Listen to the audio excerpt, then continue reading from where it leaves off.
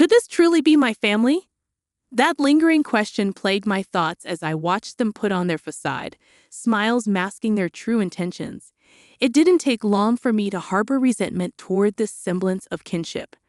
My name is Samantha, a 28-year-old homemaker.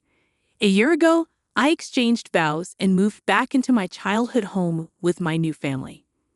Our circumstances unraveled due to three undeniable reasons. Firstly, my father's company succumbed to bankruptcy, leaving him adrift in a sea of unemployment. Secondly, my elder brother Ryan remains jobless, a fact deemed intolerable in the eyes of our family patriarch. Despite his claims of being a YouTuber, our parents failed to perceive his endeavor as legitimate employment. Thirdly, the looming presence of my mother's terminal illness hangs over us like a dark cloud. Diagnosed shortly before my marriage, she was given a mere 2 years to live. The convergence of these events unfolded in rapid succession, altering the fabric of our lives irreversibly. My father proposed that my husband, Alex, move in with us. Given their close bond and frequent shared moments over drinks, Alex readily agreed. Considering my mother's condition, I too consented to the arrangement, feeling grateful for Alex's support. I was determined to care for my parents to the best of my ability. However, as the year passed since our marriage and cohabitation, my patience with my brother Ryan began to wear thin. It's been quite some time. Why are you content with being a housewife when Dad is without a job? Isn't it odd that you're not contributing financially? Do you even understand the gravity of Mom's situation? What would happen if I didn't handle the household chores, laundry, and meals, Ryan? It's me who's taking care of it all. Your tone drips with sarcasm, yet you have the audacity to speak to me in such a manner. And what about your so-called work from home?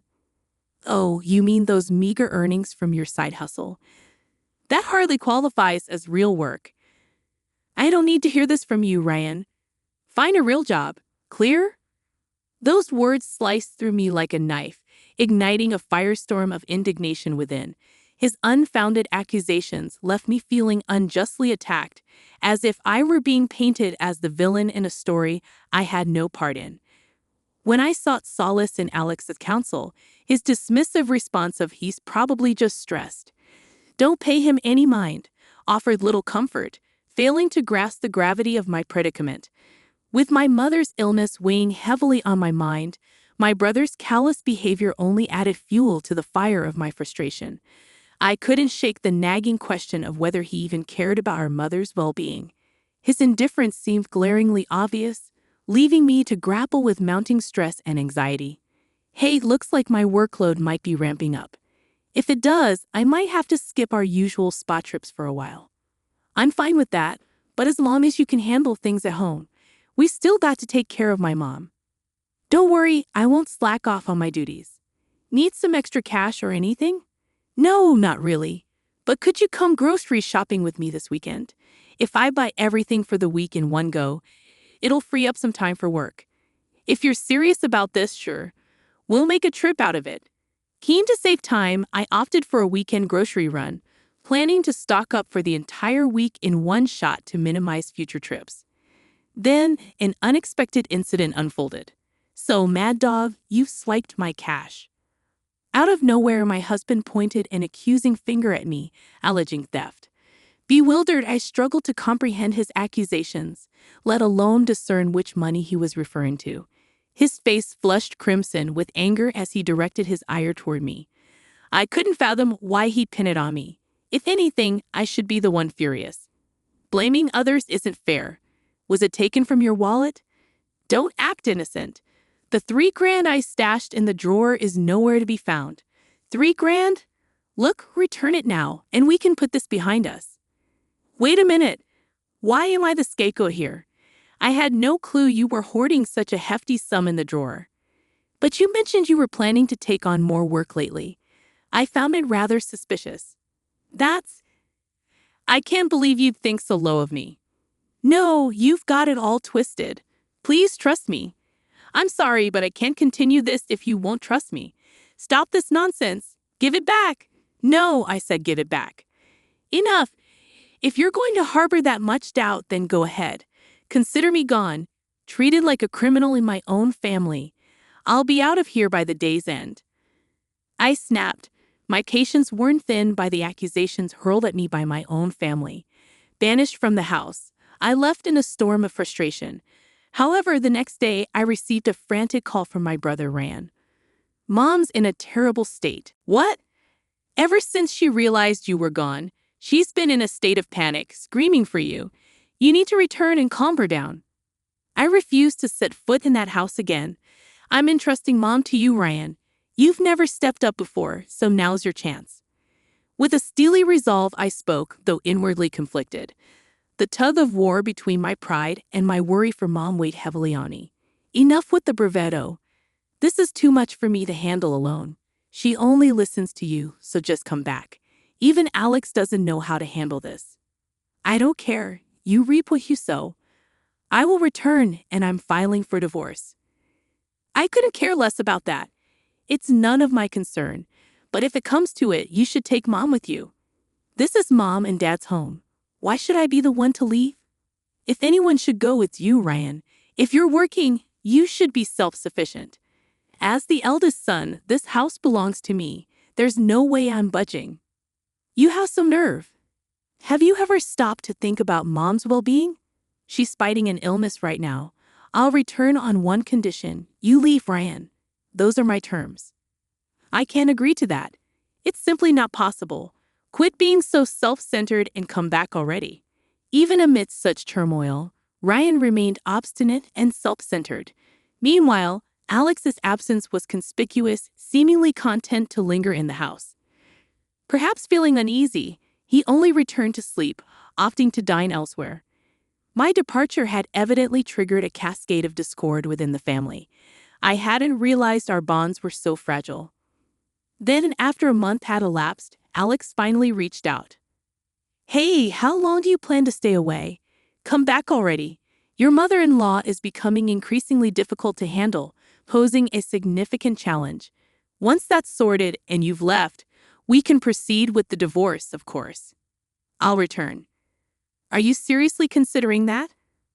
Of course. I've been accused of theft and ejected from my own home. Wasn't that just an argument in the heat of the moment?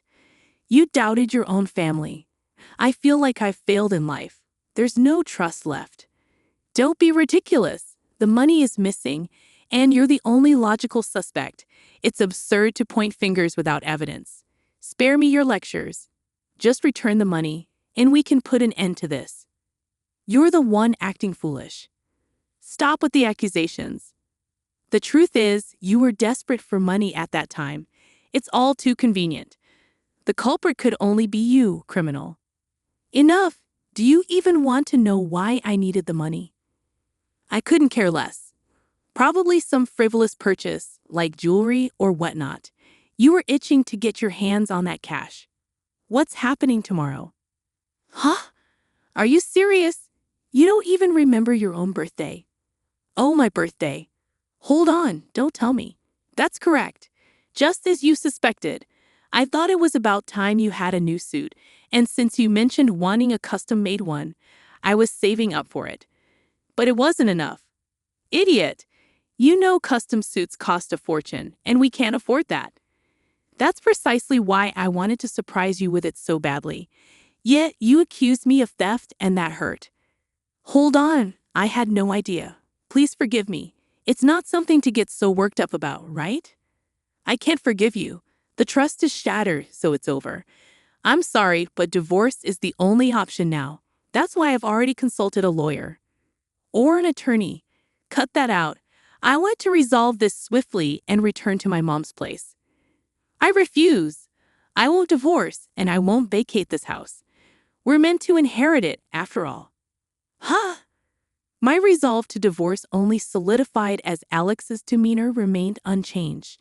If he persists with this attitude, the divorce proceedings are bound to become tumultuous. Nevertheless, I stood firm in my decision. Amidst these thoughts, my brother reached out to me once more. Stop this nonsense. You need to return immediately. No chance. Why didn't you say anything before? What do you mean? Mom spilled the beans. She revealed that you've been footing the mortgage on this house. And not just that, you've been covering all the living expenses as well. Isn't it odd that you were unaware? And your job alone wouldn't suffice to cover all the expenses. But we can't afford the mortgage. What are you talking about? You have a job, yet you haven't contributed a dime to the household expenses. It's your responsibility to pay. Well, yes, but I invested in a computer, a top-of-the-line one. It was quite pricey. What? You spend money on a computer? Because I needed it for work. What choice did I have? Oh, so you're making enough to afford such luxuries. Then surely you can contribute to the mortgage, right? I've already told you I can't afford it, and your husband isn't chipping in for household expenses either. What's going on? Until now, I've been covering everything with my earnings, but now that Alex is dining out for every meal, there's no surplus money. What are we going to do? We need to come up with a solution fast. If we don't pay the mortgage, we'll end up homeless. And what about Mom and Dad? I had reached my limit with my brother's self-centered mindset. Enough already. Who cares about your video game streaming? You barely have 100 subscribers, and your views are in single digits. You won't make any money like that. Nobody watches because it's not interesting. How would you know? I just searched for video game streaming, and it popped up. Wearing a mask and sunglasses doesn't make you unrecognizable. How did you afford a computer with that? Don't tell me you. I didn't take any money from your husband. How would you know about that?